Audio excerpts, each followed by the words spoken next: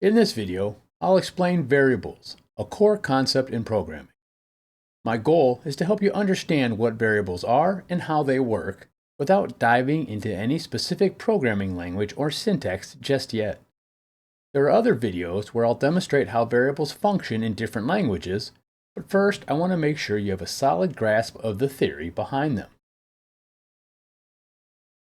I want you to think of a variable as an envelope. Just like an envelope is a container that holds something inside, whether it's a letter, a document, or a photo, a variable is a section of memory that's ready to store a value. The value could be a number, a word, or any other type of data. When working with variables in any programming language, there are two key steps that need to occur: declaration and initialization.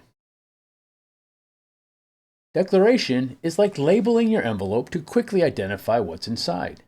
Perhaps Grandma's famous cookie recipe.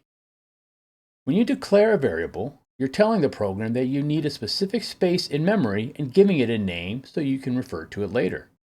This gives you a way to recognize and access the data stored in that specific memory location.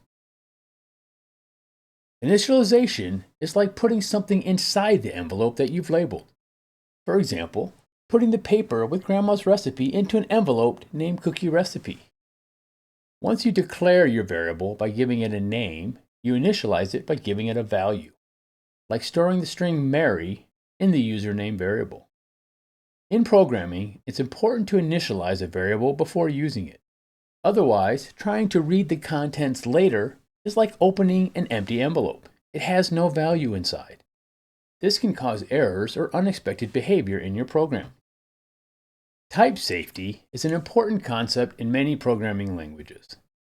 It ensures that a variable can only hold data of a specific type, like numbers, text, or true-false values.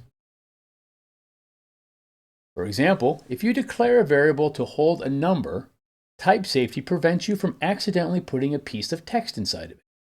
This helps catch errors early and makes programs more predictable and secure.